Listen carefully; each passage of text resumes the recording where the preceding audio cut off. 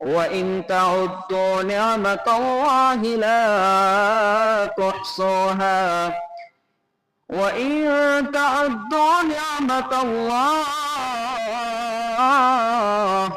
রব্বুল আলামিন বলেন, ও বান্দা, পৃথিবীর সমস্ত মানুষ মিলে যদি আমার নিয়ামতের গণনা শুরু করো, ও বান্দা, পৃথিবীর প্রত্যেকটা গাছকে যদি কেটে কেটে কলম বানানো হয়, পৃথিবীর সমস্ত সাগরের পানিগুলো যদি কালিতে রূপান্তরিত হয়ে যায়, পৃথিবীর প্রত্যেকটা মানুষ যদি লেখক হয়ে যায়, তাহলে রব্বুল আলামিন বলেন, ও বান্দা, সব কিছু শেষ হয়ে যাবে, আমি রব্বুল আলামিনের নিয়ামতের গণনা তোর জন্য শেষ হবে না।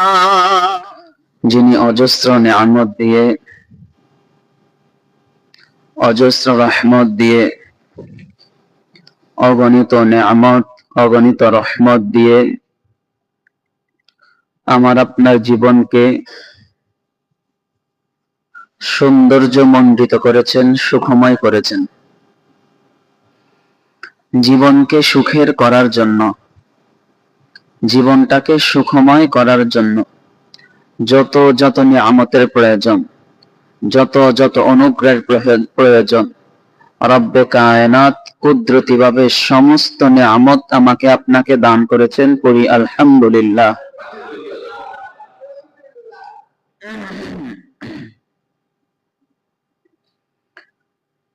আল্লাহ পাক রব্বুল আলামিনের নিয়ামত দুই ধরনের হয়ে থাকে। এক ধরনের নিয়ামত দলমত নির্বিশেষে কাফির মুশরিক বেদিন যারা আছে সবাইকে দান করেন। আরেক ধরনের নিয়ামত শুধুমাত্র মুমিনদেরকে দান করে। আমরা সবাই এই দুইটা শব্দের সাথে পরিচিত, রহমান এবং রহিম। রহমান নাম, এটার অর্থ দয়ালু, রহিম নামের অর্থ দয়ালু, কিন্তু দুই দয়ালুর মধ্যে পার্থক্য আছে। রহমান এমন দয়াবান যিনি কাফির মুশরিক মুমিন সবাইকে দয়া করেন, তিনি হলেন রহমান। রহিম এমন দয়ালু যিনি শুধুমাত্র মুমিনদেরকেই দয়া করেন, তিনি হলেন রহিম। তো মুফাসসিরিনে কেরাম বলেন, রহমান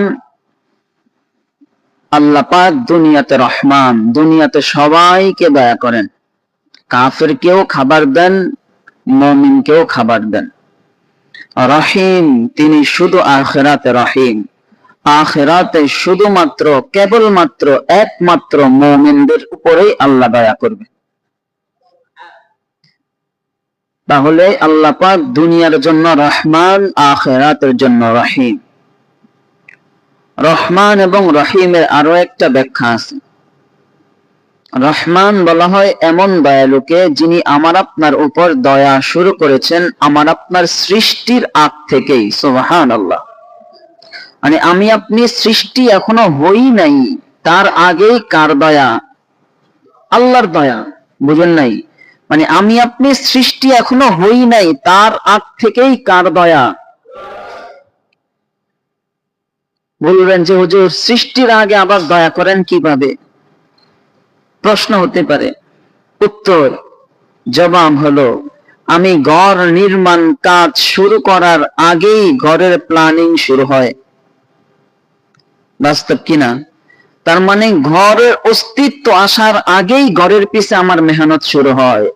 ঠিক তেমনি ভাবে আমি অস্তিত্বে আসার আগেই আমার আল্লাহর দয়া আমার উপর শুরু হয়ে গেছে।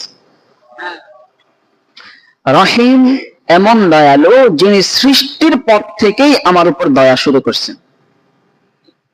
তাহলে আল্লাহ পাক আমার আপনার উপর দয়া শুরু করছেন কখন? সৃষ্টি করার পরে নাকি সৃষ্টিরও আগে?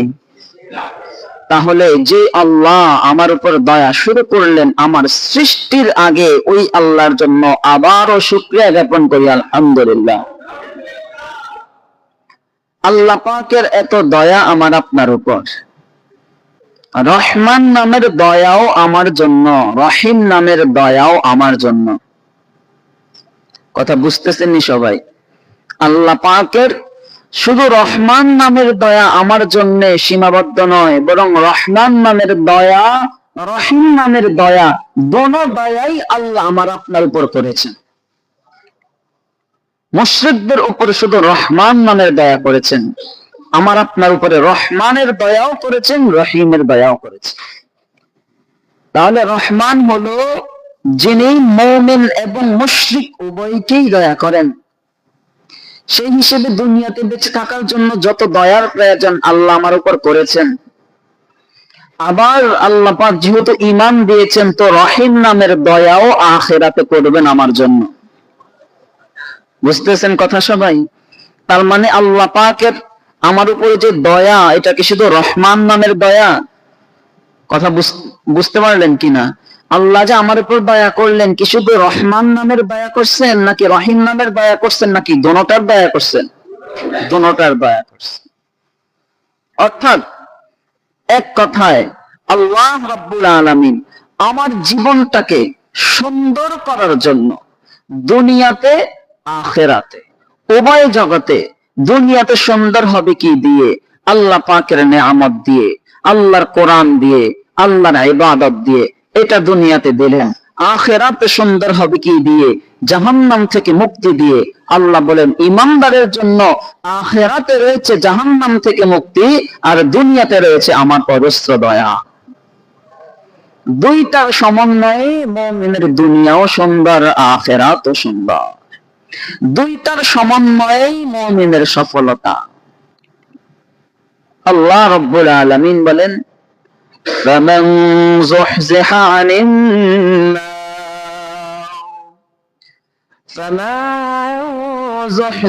عن النار وأدخل الجنة فقد فاز وما الحياة الدنيا إلا متاع الغرور।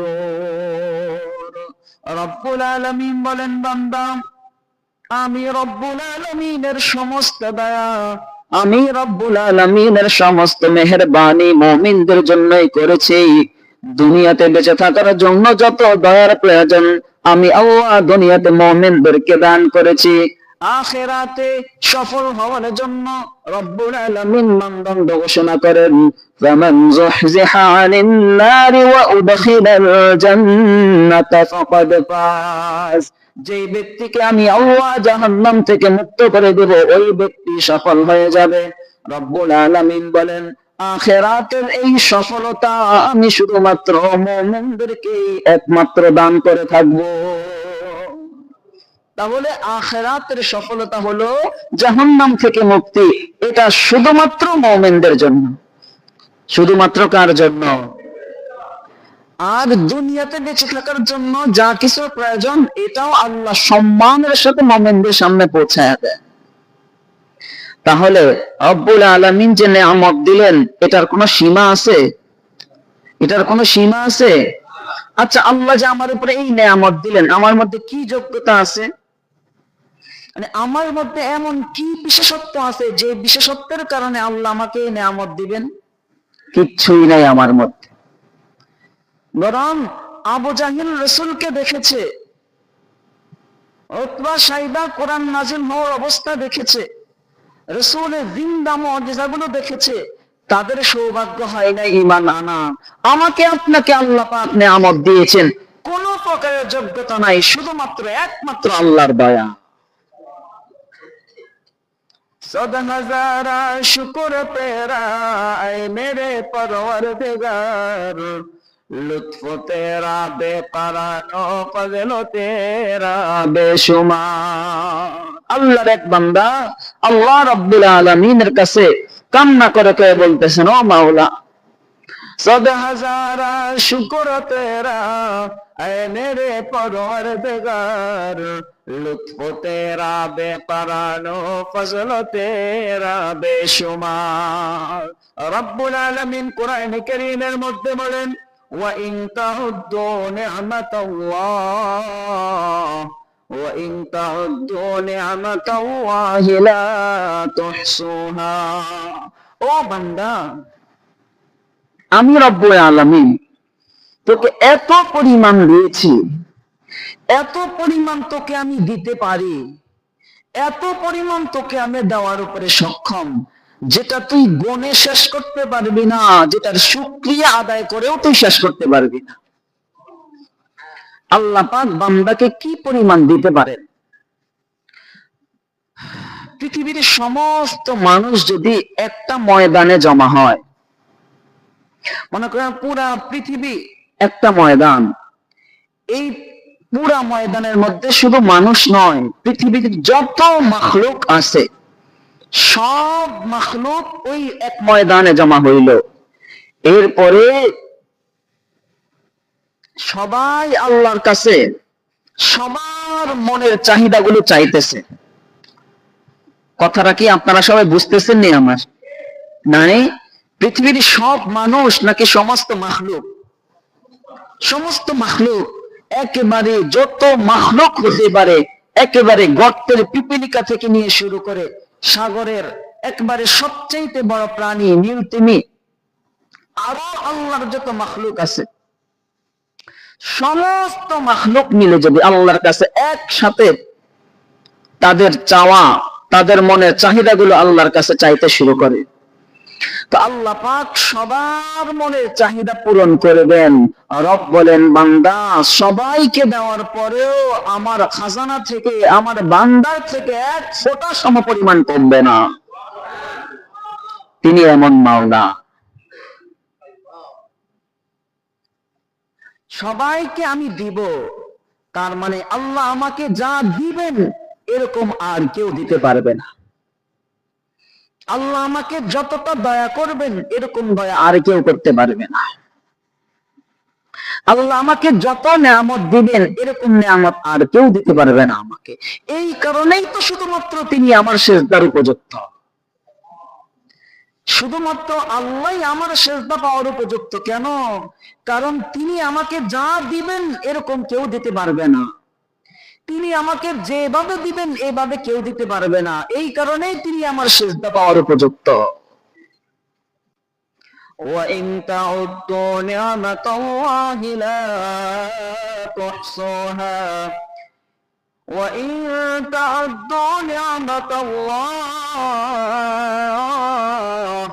রব্বুল আলামিন বলেন, ও বান্দা, পৃথিবীর সমস্ত মানুষ মিলে যদি আমার নিয়ামতের গণনা শুরু করো, ও বান্দা, পৃথিবীর প্রত্যেকটা গাছকে যদি কেটে কেটে কলম বানানো হয়, পৃথিবীর সমস্ত সাগরের পানিগুলো যদি কালিতে রূপান্তরিত হয়ে যায়, পৃথিবীর প্রত্যেকটা মানুষ যদি লেখক হয়ে যায়, তাহলে রব্বুল আলামিন বলেন, ও বান্দা, সব কিছু শেষ হয়ে যাবে, আমি রব্বুল আলামিনের নিয়ামতের গণনা তোর জন্য শেষ হবে না।